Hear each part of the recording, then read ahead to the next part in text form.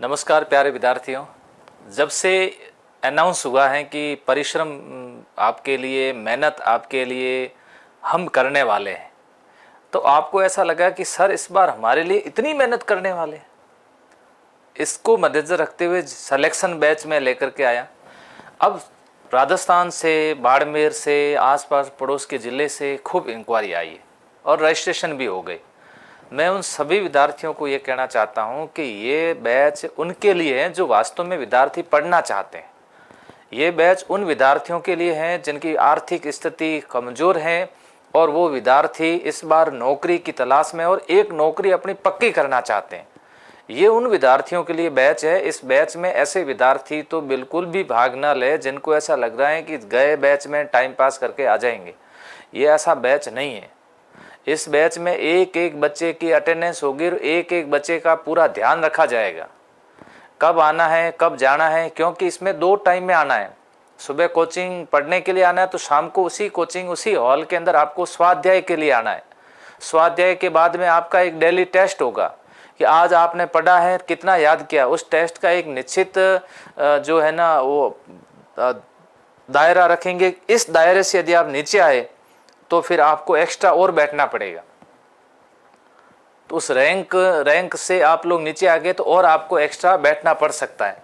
लेकिन कुछ चीज़ें और थी मन में, कुछ विद्यार्थियों की शंकाएं थी कि सर बैच कैसे होगा, क्या होगा, कैसे चलेगा, इसके बारे में सर एक बार हमें डिटेल से और जानकारी दे दीजिए। तो मैं ये चाहता हूँ कि एक बार आपको और जानकारी दे दूँ। बैच कौन सा है? राजस्थान हाईकोर्ट कर्मचारी 5000 पद, खूब पद अच्छे हैं, बढ़िया अच्छे पद हैं, कोई दिक्कत नहीं है। ध्यान रखना। बैच कब प्रारंभ होगा? एक सबसे ज़्यादा बच्चे ये पूछ रहे हैं कि सब बैच कब प्रारंभ होगा। बैच प्रारंभ होगा कब? 6 जुलाई को होगा। 6 जुलाई 2025 को ये बैच प्रारंभ हो जाएगा। ठीक है जी। फीस कैसे जमा करवानी है? फीस आपको 1000 रुपये, जिन्होंने अभी तक रजिस्ट्रेशन करवा दिया है उनका 1000 जमा हो गए हैं। फिर आपको जमा करवानी है कितनी? 4000 रुपये जमा करवानी है। 1000 रजिस्ट्रेशन पूरे होने के बाद में उन्हीं विद्यार्थियों को उसी क्लास के अंदर बैठाएंगे, बाकी को उसमें नहीं बैठाया जाएगा। ठीक है। फिर बात आती है ये हॉस्टल सुविधा है क्या? देखो, हॉस्टल सुविधा में 2 बातें आती हैं। संकल्प संस्थान का कोई हॉस्टल नहीं है, संस्थान का नहीं है, ध्यान रखना। हमारे द्वारा कोई भी हॉस्टल संचालित नहीं किया जाता है। अन्य हॉस्टल खूब है, अन्य खूब हॉस्टल मिलेंगे जिसका चार्ज मंथली 4000 से लेकर के 5000 का ये लोग चार्ज लेते हैं। इसके अंदर आपको क्या सुविधा मिलती है? इसके अंदर आपका रहना, इसके अंदर रहना, खाना और लाइब्रेरी की सुविधा मिलती है। अब आपको लाइब्रेरी की आवश्यकता रहेगी नहीं, क्योंकि सुबह और शाम 2 टाइम आपको मेरे पास में आना पड़ेगा। लाइब्रेरी फ्री है क्या? बिल्कुल आपके लिए इस बैच के अंदर लाइब्रेरी फ्री है। लाइब्रेरी फ्री का मतलब क्या होगा? क्लासरूम में आपको आना होगा। ठीक है। क्लासरूम के अंदर आए आप और उसके बाद में स्टडी के लिए आना पड़ेगा, है ना, स्टडी के लिए आना पड़ेगा। तो आपको सुबह शाम, ये स्टडी का मतलब आपका स्वाध्याय लाइब्रेरी हो गया, 2 टाइम आपको वहाँ पर उपस्थित देनी है। हॉस्टल सुविधा की बात हो गई। आपने पूछा कि सर लाइब्रेरी है या नहीं, ये भी आपको बता दिया गया। अब है बैच कब तक चलेगा? बैच देखो मैं आपको पहले क्लियर कर देता हूँ। बैच कब तक चलेगा? बैच परीक्षा तक चलेगा। आपको परीक्षा तक आना होगा, बैच तब तक चलेगा। और तब तक क्या होगा? देखो, सुबह की पारी में जैसे अपने को पता चला कि अपना कोर्स पूरा हो गया है, तो फिर सुबह और शाम 2 टाइम के अंदर अपन क्या करेंगे? सेल्फ स्टडी करेंगे। ध्यान रखना, जैसे अपने को पता चला कि अपना कोर्स पूरा हो गया है, सेल्फ स्टडी के साथ साथ में प्लस क्या चलेगा? टेस्ट सीरीज चलेगी, क्योंकि इसके अंदर ज़्यादा अभ्यास करना पड़ेगा। अभ्यास किन विषय का करना है? अभ्यास हिंदी का करना है, क्योंकि 50 अंक इसके अंदर है, विलोम पर्यायवाची। इसके अलावा अभ्यास किसका करना है? अभ्यास करना है अंग्रेजी का।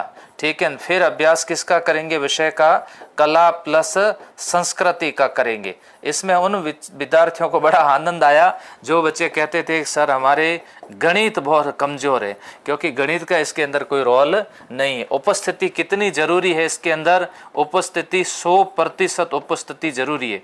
यदि आप सरकारी नौकरी लेना चाहते हैं तो, नहीं लेना चाहते हैं तो उपस्थिति भले 0% रख दो, कोई फर्क नहीं पड़ेगा।